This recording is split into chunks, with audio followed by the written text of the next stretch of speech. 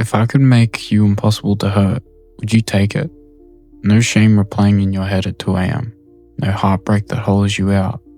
No rejection that makes you question who you are. No grief so deep it changes the shape of your life. That is what a lot of people think Stoicism promises. And honestly, that is probably why it keeps spreading online. Because the internet sells the same fantasy in 100 different ways. Be colder, care less, detach, stay silent, never react, never let them see it hurt. When life feels loud, embarrassing, and unstable, that sounds less like philosophy and more like relief. But I think something has gone wrong. Somewhere along the way, Stoicism stopped being presented as a way to live well and started being sold as a way to feel less. And those are not the same thing, because there is a difference between being calm and being numb. The internet version of Stoicism is simple. Focus on yourself, control your emotions, do not complain, do not chase, do not need, do not care. It turns Stoicism into emotional armor, and I get why people want that armor. If you care too much, people can disappoint you. If you trust too much, people can betray you. If you hope too much, life can embarrass you. If you love something, you can lose it. So the obvious answer seems to be, feel less. But armor does two things.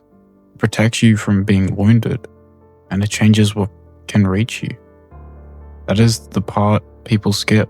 If people detach from everything that can hurt you, you might also detach from everything that can make life matter. Love can hurt you, friendships can hurt you, hope can hurt you, grief can hurt you. Even beauty can hurt you, because beautiful things do not stay. So if the goal is just to avoid pain, the safest life is probably an empty one. But that is not wisdom, that is fear, made to sound noble. So imagine this, there is a machine that makes you perfectly stoic. You sit down, you press the button, and from that moment on, nothing can emotionally destroy you. Someone insults you? Nothing. Someone leaves you? You stay steady. You fail? No spiral. You get betrayed? No bitterness. You lose something important? You accept it and move on. At first, that sounds like freedom, because a lot of our suffering does not come only from what happens. It comes from the meaning we attach to what happens. Someone ignores us, and we tell ourselves we are forgettable. Someone criticizes us, and we turn one moment into a whole identity. We fail once, and suddenly our mind starts writing a biography called "This is why you were never enough." That is where Stoicism is genuinely useful. It asks, are you suffering from the event or from the story you built around the event? The question matters. A person can reject you, that is one fact. But your mind can turn it into, I'm unlovable. Everyone sees it. I will never recover from this. That second wound is not reality. It is an interpretation. Stoicism is powerful because it teaches you to slow down before treating everything feeling as truth. But this is exactly where people misunderstand it. The point is not feel nothing. The point is to examine what you feel before it takes over your whole life. The internet is obsessed with a certain kind of person now. The unbothered person. Person who never reacts. Person who never chases. Person who never needs anyone. The person who seems impossible to affect. From the outside, that can look like strength. But not every kind of calm is peace. Some calm is exhaustion. Some calm is fear. Some calm is emotional shutdown. Some calm is just numbness with better branding. There is a difference between saying, this hurt me, but I will not let it ruin me, and saying, nothing hurts me anymore. The first one sounds strong. The second one sounds like something inside you has gone quiet. Maybe that silence feels good at first. After enough disappointment, numbness can feel almost holy. But numbness is not wisdom. It's just less pain. And less pain is not automatically a better life. It is like emptying your house because you are scared someone might break something. Yes, it is easier to protect. There is less to lose, but it is also harder to live. Real stoicism is not asking you to become a machine. It is not asking you to kill every emotion. It is not asking you to pretend that grief, fear, anger, love, and hope are meaningless. It is asking something much harder. The real stoic question is not, how do I stop feeling? It is, What kind of person will I be when feeling arrives? That is much harder because you can suffer less by caring less, but you do not become better that way.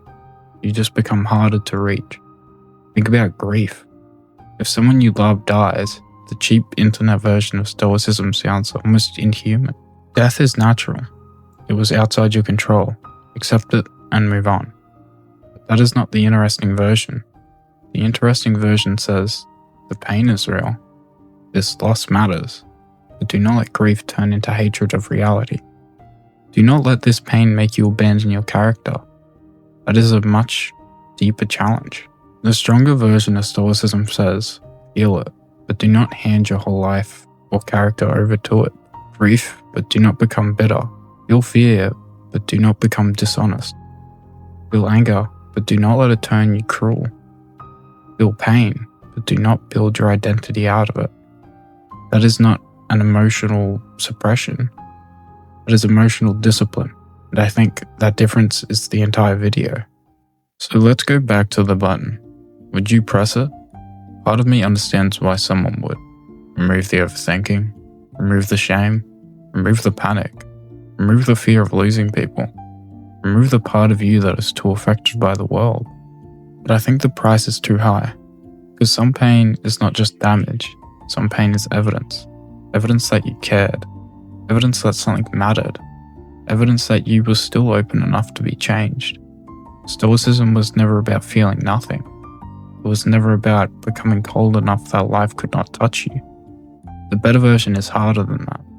Not do not feel, but do not be ruled by feeling. Not stop caring, but care about the right things in the right way. Not become untouchable, but stay steady even while life touches you. Maybe that is the real challenge.